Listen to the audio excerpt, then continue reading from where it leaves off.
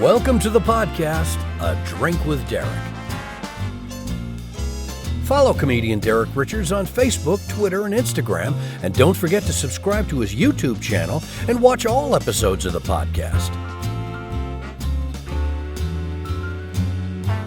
Now grab a drink and join your host, Derek Richards. No, but actually my girlfriend is cool. We moved in together. Now, what's neat about that, I'm in my mid-40s, and she's quite a bit younger than me. My girlfriend is 13 years younger than me. She's awesome. She, you fuckers are sick. I knew you were sick when I heard you laughing at the nap time. That's how I always know. Stand backstage, and if it's silence, I know you people are good people in your hearts. And what I heard tonight was quite frankly shocking.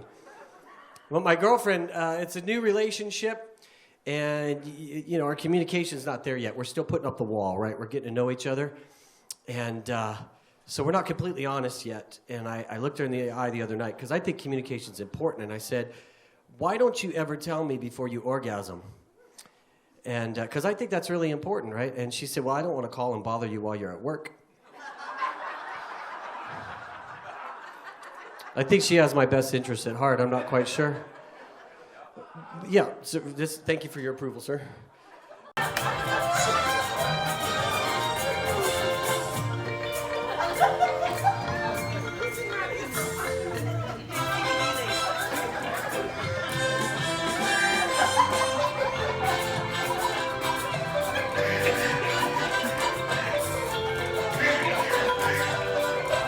This is how we do it in Eli. Sit on the porch.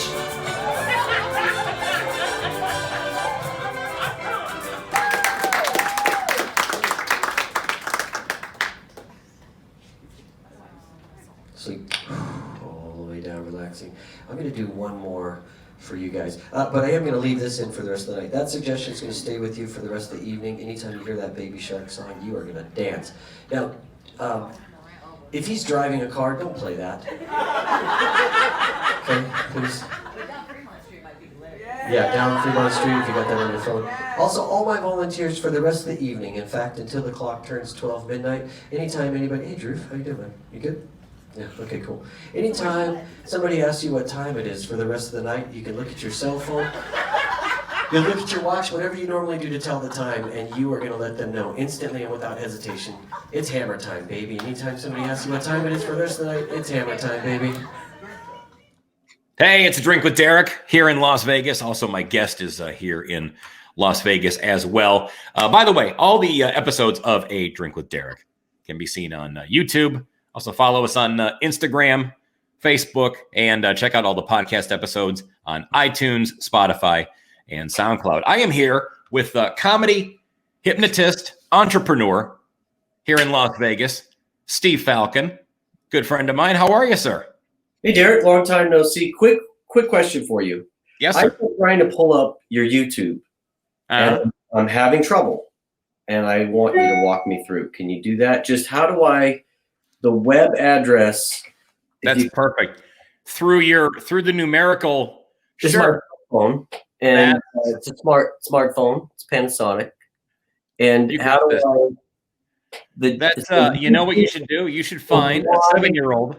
Find a 7-year-old in your neighborhood and borrow their smartphone and log on to the YouTube channel that way. You are a complete idiot. If you look at the 9, there's a Y. You press in Y-O. That's a 6.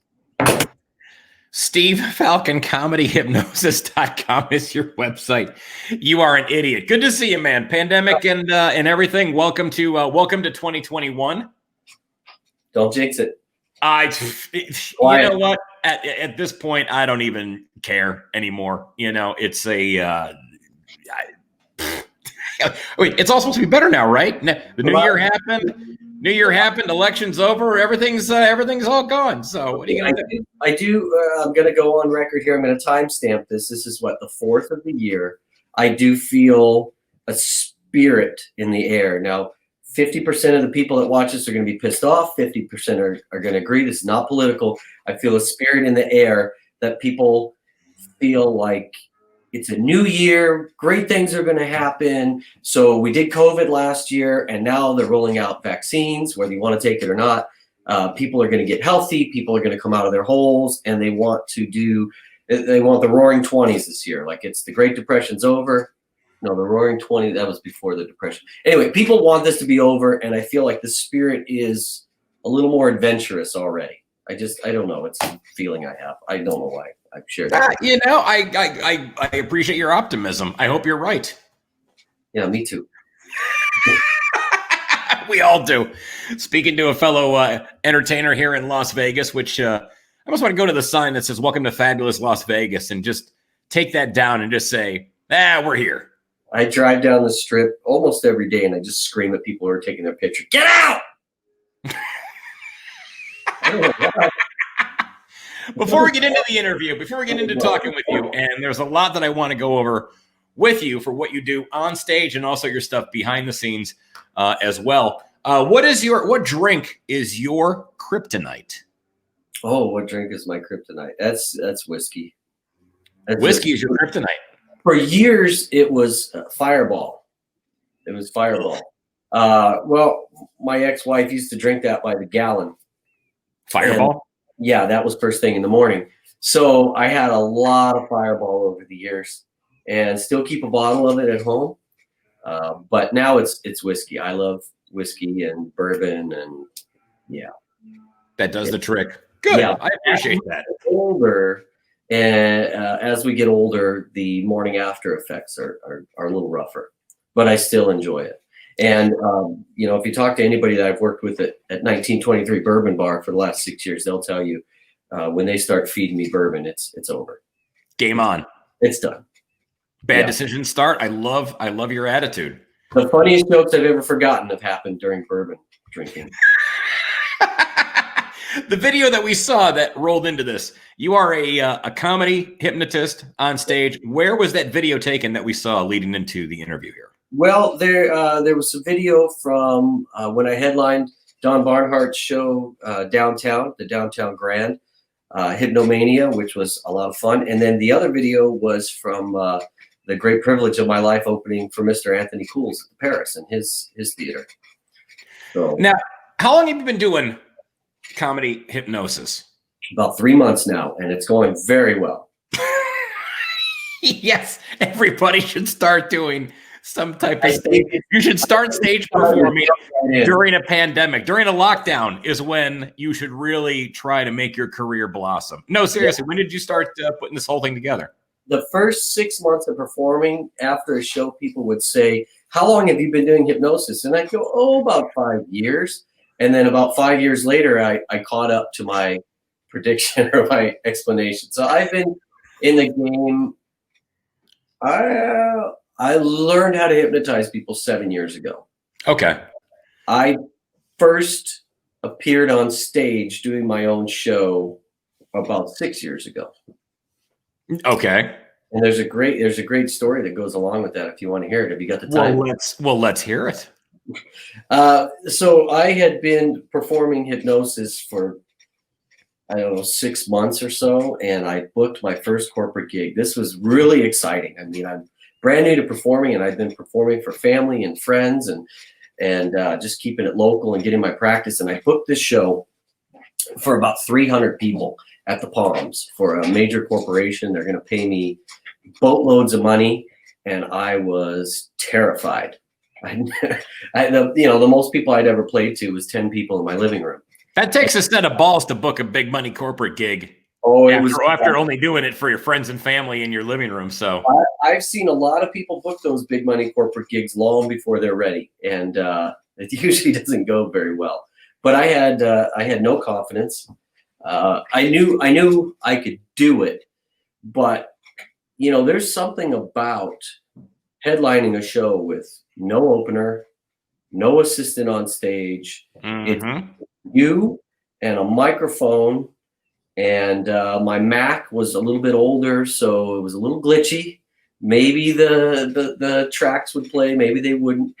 But I had some great friends and a great support network that went with me to help run the tracks and stuff. Anyways, I was preparing for this show, And I used to spend a lot of time with a guy named Vinny Favorito. I don't know if you've ever heard of Vinny. Yeah. Vinny's been around a long time, but Vinny, I've seen Vinny work a room of hundreds of people, and I've seen Vinny work a room with 10 people in it, and do the same show, and get the same great results. So I went to Vinny and I said, "Hey, I've got this corporate, and here's what I'm doing."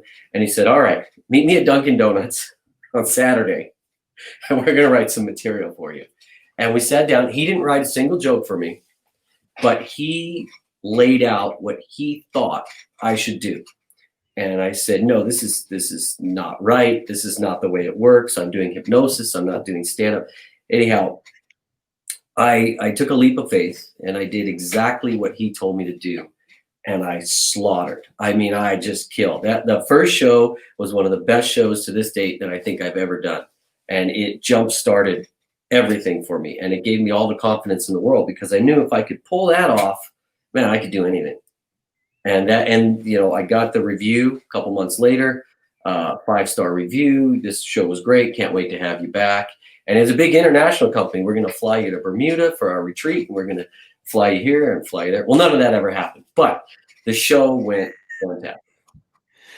Well, that's what you need. I mean, to go into that with no confidence and to come out of it smelling like a rose is quite impressive. Now, for what you do as far as stage hypnosis, are there any hypnosis groupies?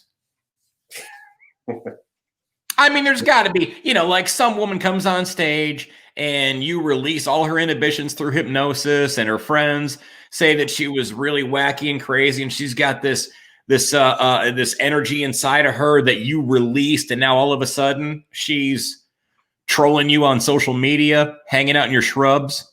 You're talking a lot about release and inhibitions. What shows have you been going to? Listen, I see a lot of comedy hypnosis shows. I know what you guys do. So, all right.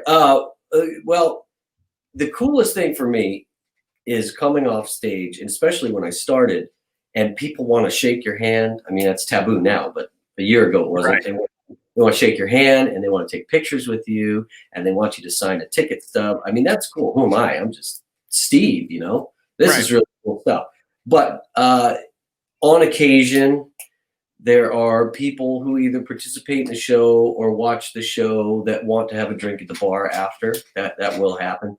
But I've been in a relationship the entire time that I've been performing. So for me, that's never, I'm pretty good at couple. Listen, Aerosmith is in relationships, but they still have groupies. Yeah, well, I mean, they exist. They do exist. Now, I don't get them as much as some of these guys that have been doing this for a very, very long time, that have the same people that come back to town year after year after year. But they do exist. I tell you where I got more attention was I did some TV stuff this year, and we could talk about that, and small TV stuff. But somebody sees you on TV, and then right away they track you down. Well, you did some stuff on what was it, Pawn Stars? I just did an episode of Pawn Stars, which was awesome. I did another show on TLC called 90 Day Fiance Happily Ever After, and that was huge. So a buddy of mine, Colt Johnson, is on the show, and he's a very beloved character from that show. They keep bringing him back year after year, and he's got hundreds of thousands, if not millions, of fans, and invited me to do a scene with him on a show, and did it over the summer. We were in the park in the middle of July working out, which is a brilliant idea. Here in Vegas, yes, you should absolutely work out in July in a park. And you would be shocked, or maybe you wouldn't, to see how bold the general public is when they see cameras rolling to just walk right into a scene. They don't care. Oh, they do not care. But yeah, that was really cool. And, millions of people saw that. And I was getting text messages from people I hadn't seen in years going, "I thought that was you on the show. I was watching the show." People that I just haven't heard from. And you know what? Old clients that saw me on there and reached out. But then a lot of very bizarre people that found me through social media and started. Now, were you brought on there as a hypnotist? Well, I was brought on there as his friend, which we are actually friends. And I was more of a soundboard. So what happened is the end of this season, they filmed it late 2019. Okay. And before they could film the last couple episodes of the season, COVID hit. So everything shut down, production shut down. Right. Well, the season started airing and they didn't have an end to the season. And once restrictions were relaxed enough that they could film, they needed to film a couple episodes. So I came on as kind of a soundboard so that he could talk about all the things that he's done from the time they filmed their last scene to the time that COVID hit, and then the time that they're filming this scene. Right. And, but I did take it as an opportunity to ask some questions on behalf of the viewers, and they were questions that everybody wanted answered, and it sparked a lot of conversation. And actually, I got a huge positive response on Reddit and Twitter, and people were saying, God, that Steve is such a great friend. Where do I get a friend like him? And people saying, this guy needs his own show on TLC, and he's the most level-headed person on that show. And so I took all of that, screenshotted it, and sent it to producers and said, well, you should absolutely do that. You get nice comments on Twitter and Reddit. Those are two platforms where every douchebag on the planet comes out and wants to say something shitty about you. So the fact that you had people saying nice things is really fucking cool. It was very cool. And I tell you, I got two responses. One response was very positive, saying that this guy's great and he should have his own show. And then the other response was, this guy is a paid actor because Colt has no friends in real life. And I feel bad for this guy. He's probably on the production crew and they forced him to do this. So I did get some snide comments about. That was mine. That was the one that I posted. Yeah, because they said, during the filming, they said, okay, we want you to work the hypnosis into the scene. I said, well, we're in the middle of the park in July with the sun beating down. And how do you work hypnosis into a scene? Right. So I had my friend who is very stressed. Right. And count to 10. And I realized very quickly that I was actually inducing hypnosis. And it's a long story, but essentially, a hypnotist can recognize the signs of somebody going into hypnosis. And right. And he became extremely relaxed. And all I had him do was count to 10. And so people who saw that on the air said, oh, wow, what a genius. Had him count to 10. That's helpful. How does someone, when you're doing stage hypnosis, I got to ask you this, how does someone not go under? Is there a personality trait that a person has where they just can't be hypnotized, or is it just their frame of mind at that particular time? All right. Hold your hand up like this in front of the camera. Okay. Okay. Now take it away. Cool. So I asked you to do something and you did it. Now, what would happen if I said, hey, Derek, hold your hand up in front of the camera, and you go, if you're not good at following directions and you're not paying attention, you're not going to get hypnotized. And that's what happens to a lot of people. It's interesting when you talk about hypnosis, a lot of people see it as a challenge instead of what it really is.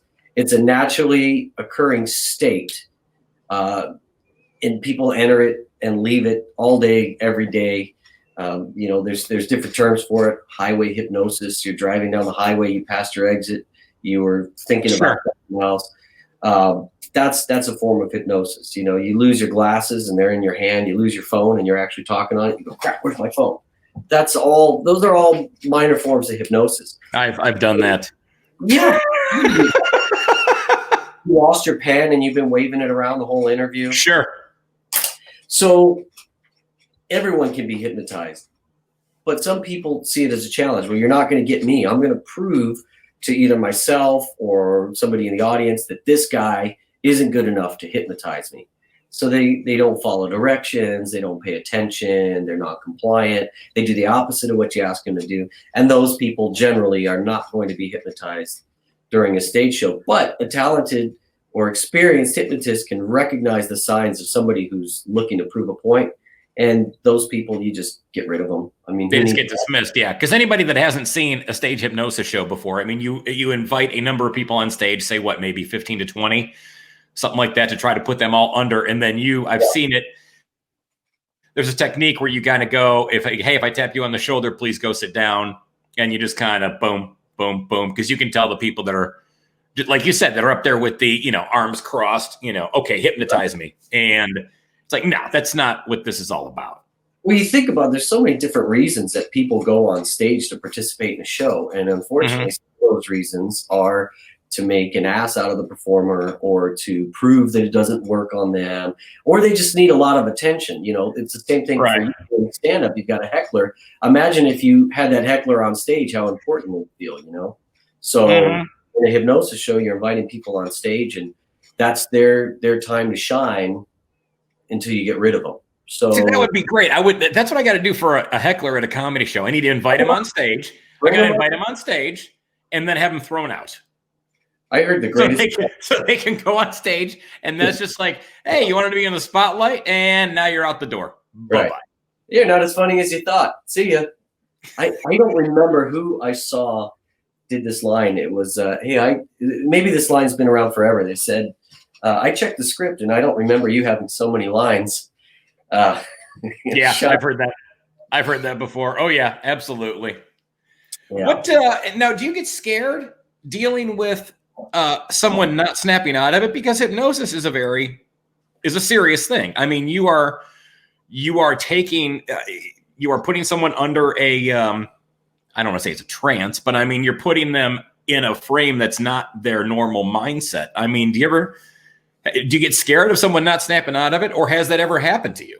Let me put it in perspective. Have you ever not woken up from a sleep? To my knowledge, no. Okay. Have you, well, if you don't wake up, that's called death. So yes, that's kind of what I thought you were going with that. Okay. Yeah, yes. I mean, I've slept through an alarm before. Yes. Oh. So in that case, yeah. That explains why we started late. No, I'm just yeah, it can't happen. It's scientifically impossible. Okay. This doesn't happen. Now, after a show, people may feel a little bit loopy as they kind of regain their senses. And when that happens, people who have that opinion, oh, maybe this person's going to be stuck in hypnosis and bad things are going to happen. It's just not possible. And it's difficult for people to understand because they don't understand the science of what's happening. And that's, I guess, the duty of the hypnotist to explain, look, this person's not going to be stuck in hypnosis. And there's things that you can do to make them more alert and aware after a show. But there is a segment of the population that becomes hypnotized, and it's being hypnotized is a very good feeling. There's people that don't want to snap out of it because it feels so good. So they are reluctant to follow your instructions when it's time to make them fully awake and aware. And that does happen. It doesn't happen very often, but those are subconsciously they are having such a good time, or they feel so relaxed, or they are in such a state of euphoria that they don't want to come out of that. And they don't even consciously realize that. Yeah. And it doesn't happen very often, but it's one of the things that a good hypnotist will be very prepared for. There are some tricks of the trade to bring people out very quickly that I will not share here, but one of them involves a shovel and a mallet. Now, have you ever not had anybody on stage go under? That's a hypnotist's biggest fear. When you do the first time you do a show, and you do this big build up, and you do what they call the pre-talk, and you prepare the audience, and you get volunteers, and you go through your induction, and then you say sleep, and then you just stand back and go, oh God, I hope this works. I very fortunately have never experienced that. Now, I've come close. So for anybody watching who lives in Vegas, there's a bar called Charlie's. And it's a bar where men might go to meet other men, or women might go to meet other women. And I used to go drinking there a lot with my ex-wife and some of her friends, choreographer friends, and it's a really cool venue. So I said, I want to do a show here. I would love to do a show here. And I got my wish come true, and I booked a show there.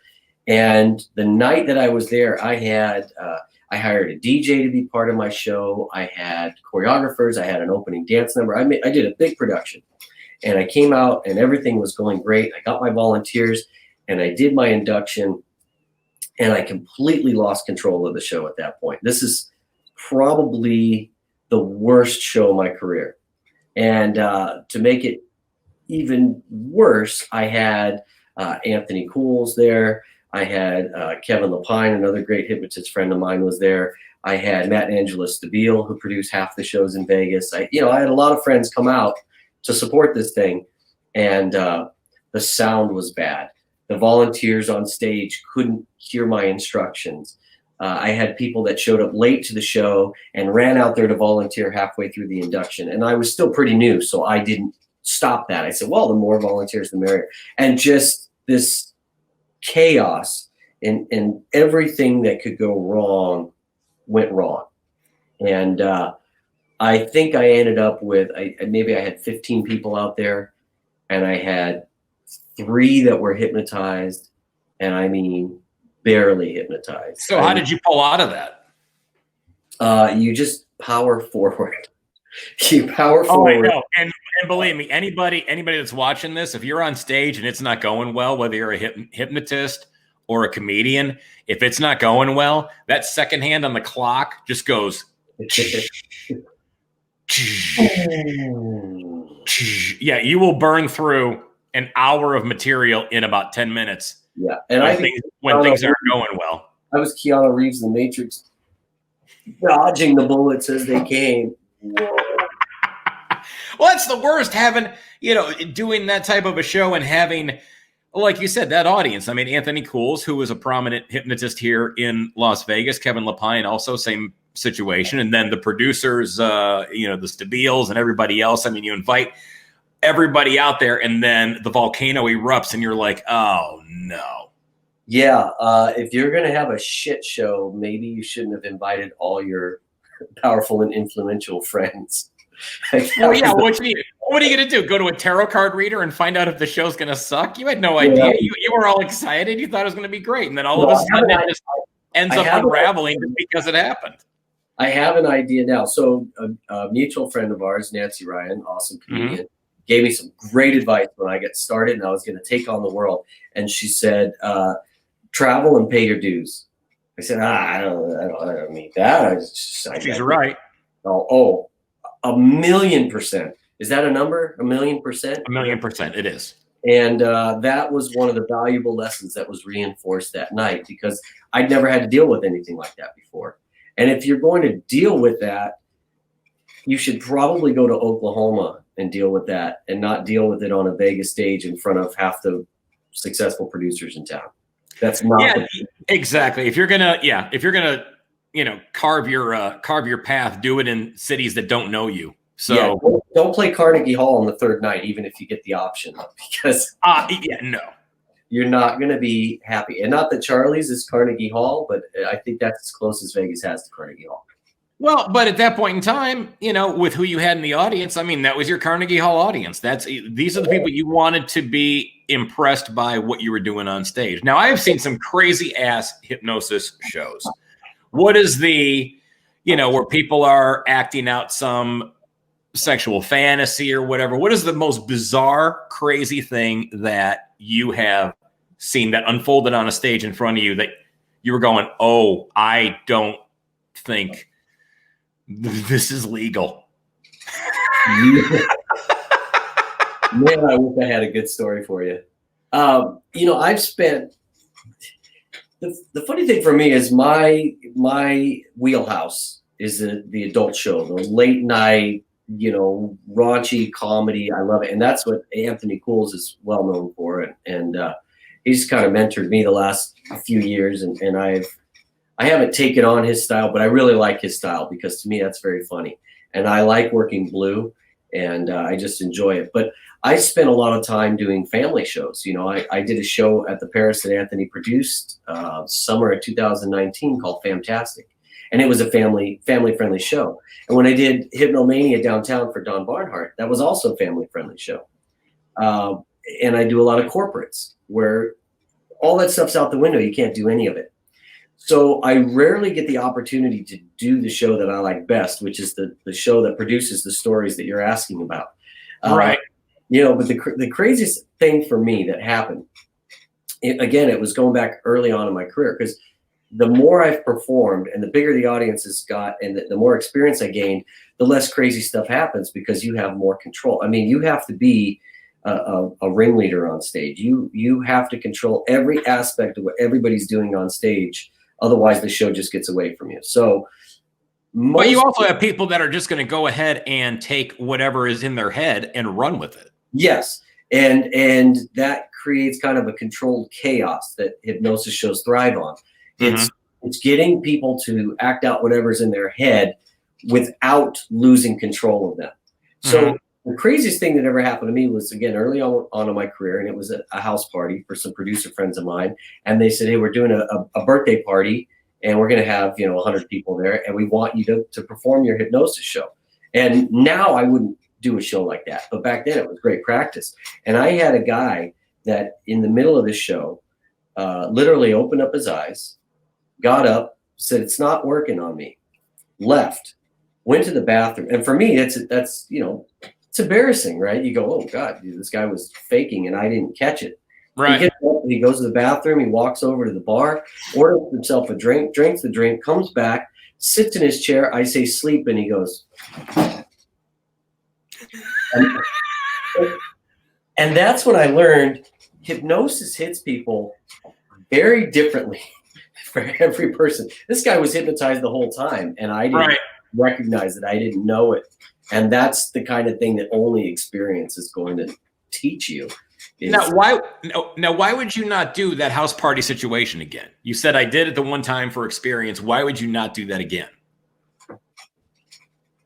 If people show up to a party and they're not expecting a show, they're expecting to party. And in the middle of the party, you tell them, hey, we got a cool surprise for you. You're going to have to sit still for an hour and pay attention and be polite. Okay, gotcha. Okay, I thought they knew ahead of time that this was going to be happening. Because, that's the same. Yeah, you can't ambush somebody with a hypnosis show. You've got a bunch of people in there that are getting completely bombed out of their minds. And now all of a sudden it's like, now you got to stay focused and be quiet for an hour and a half while this is going on. Yeah, that's not good. If they came for a show, that's a different story. I've worked New Year's every year for God knows how long. Most of us have. And I've done house parties on New Year's for wealthy people that invited a lot of people. And they said, look, between this time and this time, we're doing a show. If you want to see the show, come between this time and this time, enjoy the show. If you don't want to see the show, show up at 11 o'clock, get drunk, and we'll say Happy New Year together. So now do you do, I'm sorry, I didn't mean to interrupt your thought on that with the part. And you shouldn't have, Derek. You shouldn't have. You shouldn't do that to me. I get very upset. All right, I'm out of here. Forget it. That does it. I'm going to eat. I'm going to do it. I'm going to do it. I'm going to eat the most obnoxious food known to man. Go ahead. What do you want to talk about next, Derek? You are a douchebag. Do you do hypnotherapy for people? I'm sorry. I mean, No. Go ahead. Continue. Yeah. No, finish. I didn't mean to interrupt your nutritional intake. See what happens with a Cheeto. See what happens when the show gets away from you? This is my lesson to be learned off of this? All right. I'm ready to continue. We were in a commercial break, right? Yes, that was a commercial break. Do you do hypnotherapy for people? As far as touch up? Makeup? Oh, it's going to take a while. Send your makeup person over here. This is a train wreck. You are a little shiny. And one of the things that I learned early on, actually, this was advice from Kevin Lapine, who's a great friend and an awesome hypnotist. And he actually taught me hypnosis. And when I started, I said, well, I can do stage shows, but I can learn hypnotherapy. And he said, you're not a therapist. What are your qualifications to be a therapist? Interesting. And so one of the most interesting things about hypnosis is that there are no accredited bodies, no accredited educational bodies for hypnosis. So just like if you wanted to be a DJ tomorrow, you could just call yourself a DJ Derek Richards, and now you're a DJ. It's the same thing with hypnosis. So there's great hypnotists and there's terrible hypnotists. Now there are hypnotherapists that take it very seriously and are very well educated. And there are some psychiatrists that practice hypnosis as part of their practice.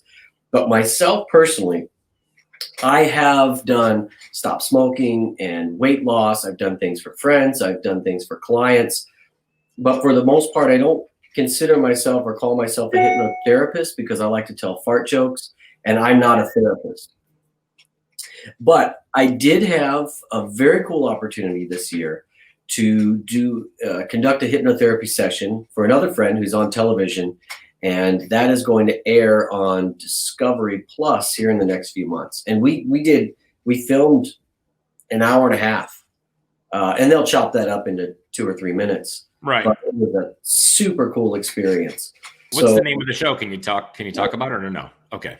Yeah, I have a non-disclosure, and it hasn't aired. They haven't started publicizing it at all yet, but it will be on Discovery Plus, and it will be very cool. Very cool. Now, can you hypnotize somebody at a bar or use hypnosis to try to pick up somebody at a bar? Yeah, that's a great question. So there was a television show, a short-lived television show a couple years ago. It was called like The Pickup Artist or something. I remember that. That was on, I think, VH1. It was the douchiest guy.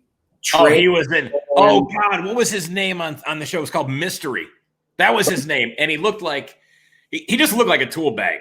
Yeah, if you go back and Google The Pickup Artist and see some of the episodes of the show, I mean, it was comical because it was such a train wreck, and just watching him in his little his get-ups, like he was like this pseudo code. He looked like like he was trying to be in Guns N' Roses or Motley Crue, and he had like the big goofy top hat. Yeah. So yeah. And if you're watching this, you suck.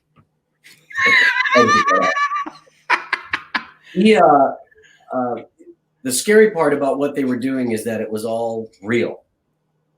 There's NLP, neuro linguistic programming. It's the same techniques that politicians use, speech writers, and keywords and phrases that invoke feelings and emotions and drive people to action.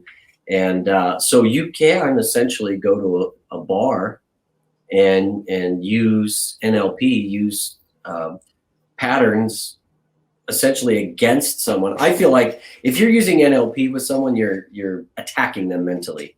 It's bad stuff. It's really bad. Interesting.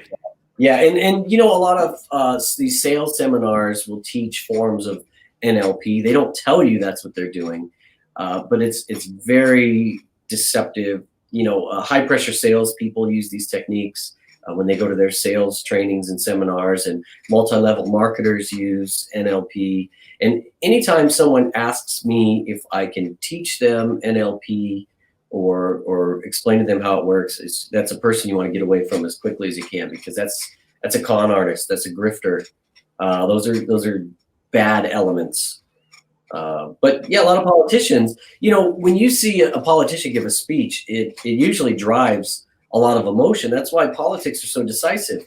If you're on the left or the right, and your favorite politician speaks, you feel inspired, and it's like walking out of a Rocky movie. You're ready to take on the world. And if you dislike that person, then everything they say just drives you to anger.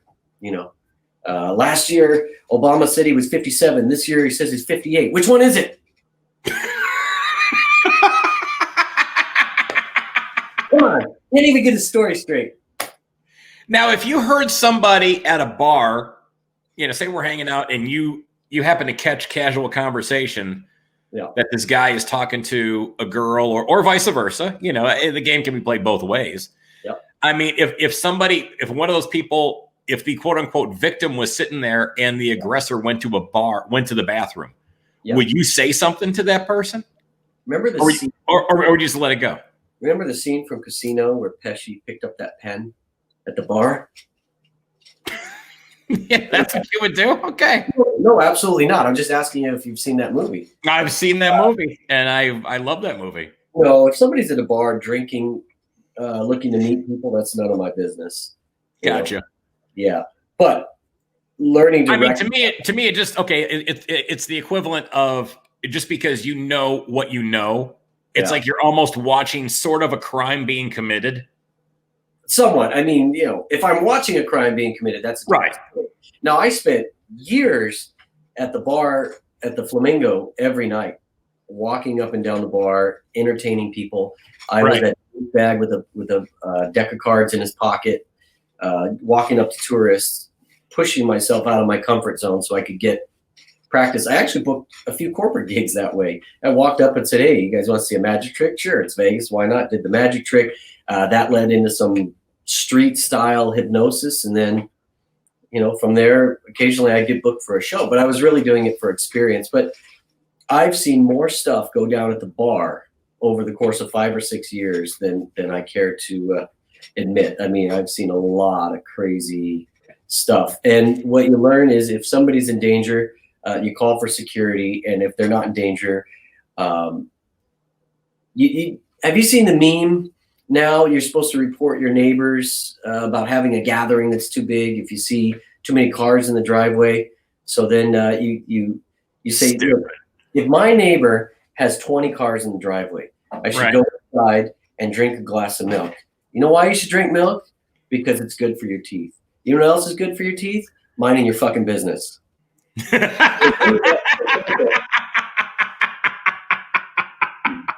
If I see some shit going down at the bar, I'm going to go drink some milk.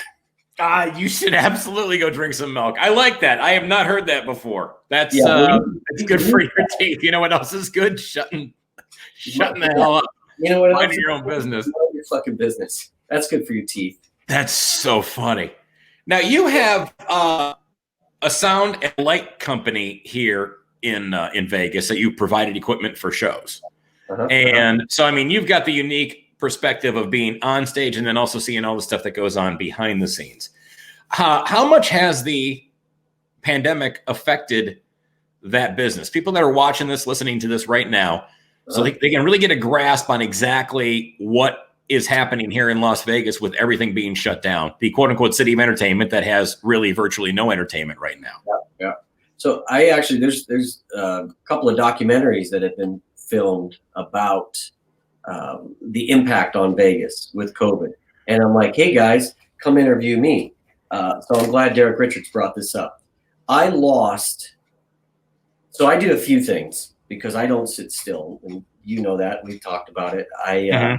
I've been a corporate MC and I DJ corporate events for the last 20 years. I have an AV company that has provided sound and lights to at least 10 to 15 showrooms here in Vegas. I work with most of the producers that are here in Vegas. I don't work with any of the big productions like the Cirque du Soleil, but anything 300 seats or less, I've probably worked with them in some capacity over time. I do stuff for the Howard Hughes Corporation. I do stuff for Best Agency. I do stuff downtown. I do stuff on the Strip. So having said all that, fourth quarter 2020, I lost more revenue than most people will make in 2-3 years. Just fourth quarter. Fourth quarter made my year and made the year for most of the people working for me. I employed several people that paid for their Thanksgiving and Christmas celebrations and all the gifts for their family and everything else from the work that we were able to generate fourth quarter every year. And last year, 2019 was my biggest year and added a lot of Halloween events and all of it gone overnight. Just like most performers in Vegas, the first week of March when the cancellations started rolling in, and especially with Hypnosis shows that I had booked, I have a high school grad night tour that I do. I have a college tour that I do. I was booked last summer in Myrtle Beach for 2 months. I lost all of it in the course of 2 weeks. And then I returned deposits that legally I wasn't required to return to the tune of thousands of dollars. So to take that hit in March, not knowing what was going to happen, and then fast forward to the end of the summer and then start taking more hits. It rolled in waves and it was never good news. It was just loss after loss after loss after loss after loss after loss after painful loss. So, well, and also too, anything that would even come back at all as far as a hypnosis show for you doing stage hypnosis, going back to the on stage performance aspect of it, you can't bring people on stage because of the whole social distancing and all that stuff too. So you can't do a hypnosis show on stage. So that even whatever minuscule amount of stage stuff has come back, the hypnosis angle is not going to come back for a while. So yeah, and I had to shift. I had to perform mentalism and magic, and I don't proclaim to be a magician. To me, a magician is somebody that's passionate about magic and studied the art. Maybe they've created some of their own magic, their own techniques. They've studied the masters. They've trained under people that have mentored them. I'm none of those things in magic, but I perform some magic tricks. Right. I employ mentalism, which is a form of mental magic. And I have put together an hour-long mentalism show, which incorporates some aspects of hypnosis. And I've performed that a few times. I have traveled to other states where they've allowed me to bring volunteers on stage. The volunteers were 6 feet apart. We were all wearing masks. I wasn't allowed to touch them, things like that. And actually, I was able to pull it off, and the client enjoyed the show. But hypnosis has got a ways to go. I mean, how can I bring people on stage in this time and this era, this period of history, even if I do it in a completely safe manner? I mean, in Nevada, you can't. They won't allow it. But even in states where you can, somebody comes on stage and a few days later they get sick. And even though it had nothing to do with your show, maybe they attribute it to your show and the liability, the business side of it. Yeah, that's the biggest pain. Now, I mean, you have, like I said, incredibly, as I mentioned, I mean, you're obviously a businessman. You know how to incorporate, you put together a fantastic stage show based on your involvement and how you've seen this whole thing play out in terms of the pandemic and being here in Las Vegas, from being on stage and behind the scenes. How long do you think it's going to take for Las Vegas to come back?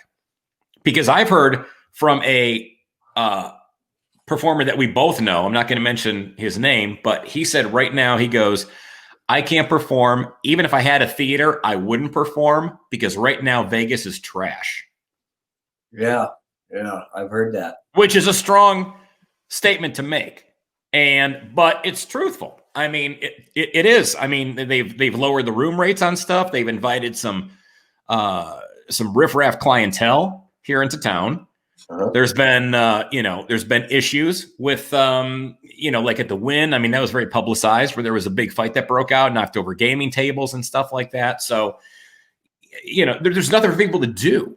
So, I mean, in your estimation, with all these conventions that are canceled, I mean, again, all this corporate work that's been lost for all entertainers, for everybody. I mean, trade show people. I mean, just the sound and lighting and rigging people and the tech, and I mean the ridiculous amounts of ushers, ticket takers, everything. I mean, if you had to give an estimation, how long would it take for Vegas to come back from all this?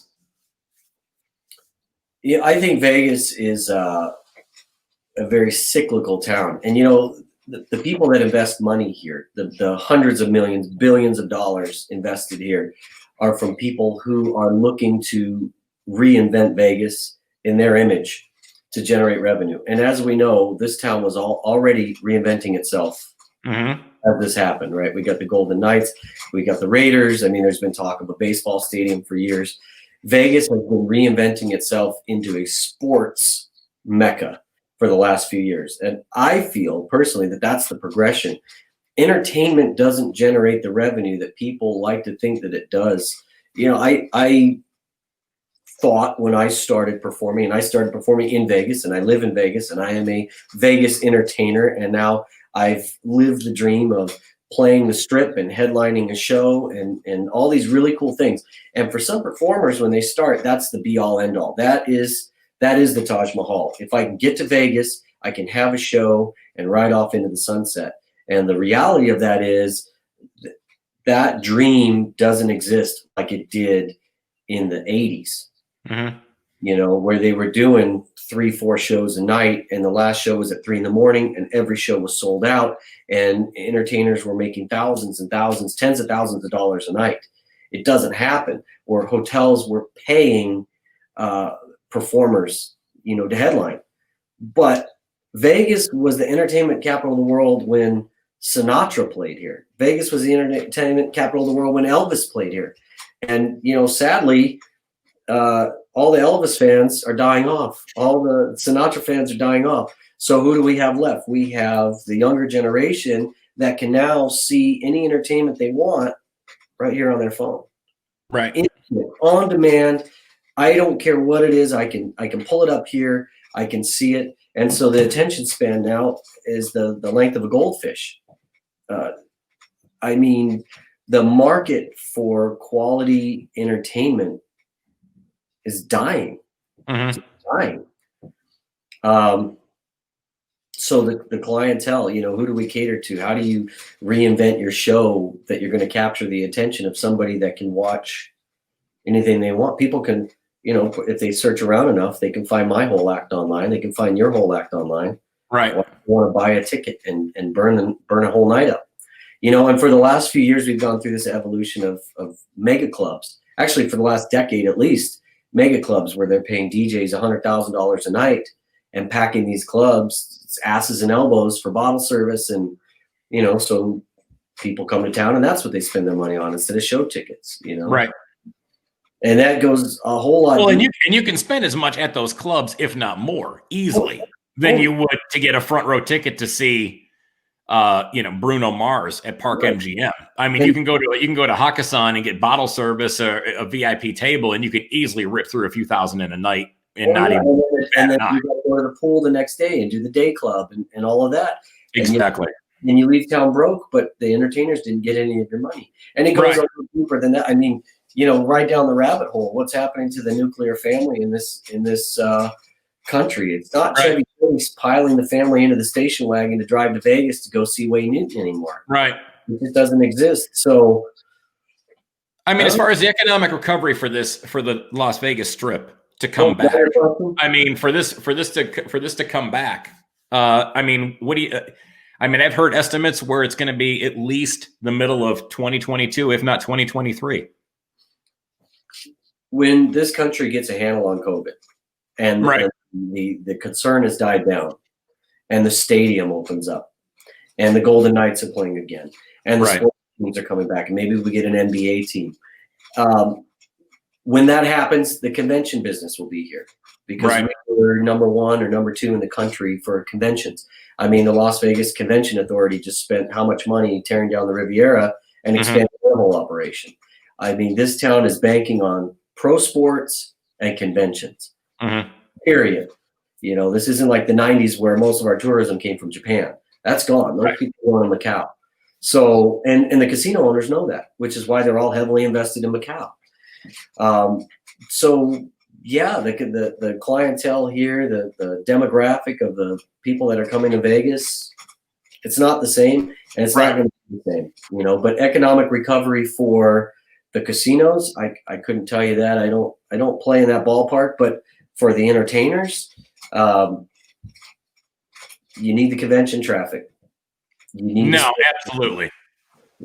That's what we live for. Every club in town has a list of all the conventions and how many. Oh yeah, absolutely. That's what injects life into this economy, and right now they're not here. Well, now you certainly during the pandemic did not sit still. You actually went in, and you've always had a very entrepreneurial attitude and spirit about yourself. And you went in and bought a couple hot dog carts. Yeah. With a fellow hypnotist, Anthony Cools. Yeah. And I saw this for the first time the other night outside the Alexis Park Hotel outside Jokesters Comedy Club. Yeah. And I had heard that you had this set up, and I didn't recognize you off the top because you had the mask on. That's somebody calling for a hot dog right now. Yeah, probably. You should deliver that. Yeah. So the hot dog, the carts that you bought, it's called Stinkies. Stinkies gourmet hot dogs. Gourmet hot dogs, and it's a cool looking setup. You've got some killer looking menu items that I saw on there. Very creative. Yeah. That are certainly out of the box. So you have different names for the hot dogs. You have a stimulus package hot dog. You've got you got a pizza dog. I mean, all this stuff looks fantastic.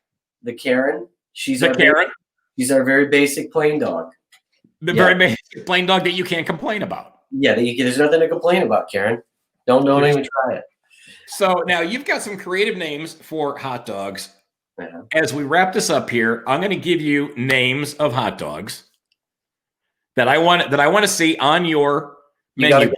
Don't leave. Please don't leave. I'm right here. I'm being held here against my will. Don't.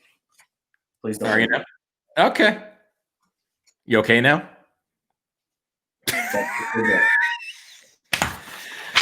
So I got names of some hot dogs. I want to know what you would put on these hot dogs. All right, but before I'm gonna hold on. I'm gonna peel back the curtain real quick. You sent me this list of questions for our interview today, and some of these are inappropriate. Boxers or briefs? How is that your business? That was that's a different interview.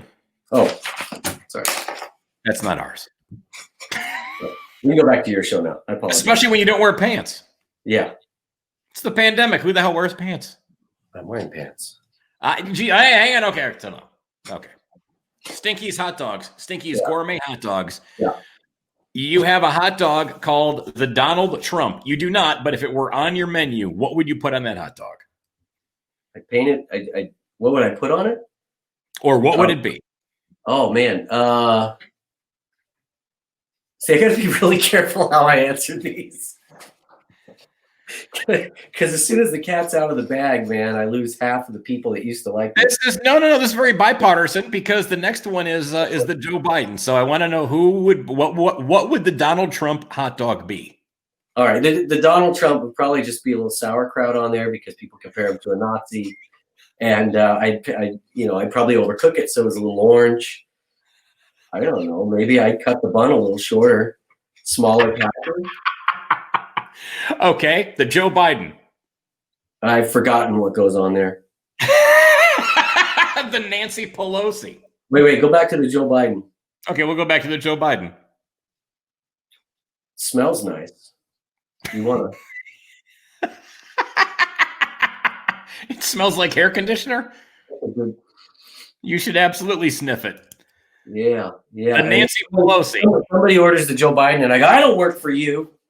I'm not serving you a hot dog. I don't answer to you. The Nancy Pelosi. The Nancy Pelosi. That's a hot dog that's been sitting in the water about 3 days too long. Okay. The Caitlyn Jenner. That's the bun with no weenie. And finally, the Taylor Swift. Oh, the Taylor Swift. The Taylor. My mind goes in directions that should never be verbalized. Go for it. Verbalize. The Taylor Swift is. No, I'm not doing it. I think the Taylor Swift should be you give somebody the hot dog and then you subsequently take it away, and then the person who was supposed to buy the hot dog has to write a song about it because they lost the hot dog. I was thinking more of a hot dog that you sell and they pass it around to all their friends before it comes back. Oh! That's the polite version. I love it. Steve Falcon, comedyhypnosis.com. Look for Stinky's Gourmet hot dogs around town. They are absolutely delicious, and look for you on stage very, very soon. Hopefully this all comes this all goes away quickly. Yes. Control COVID, bring your ass back on stage. My friend, I can't thank you enough for your time, buddy. I got to go get my vaccine now. Take care, Derek. Thanks for listening to A Drink with Derek. Find out when Derek is appearing near you by checking out DerekRichards.com. See you next time for A Drink with Derek.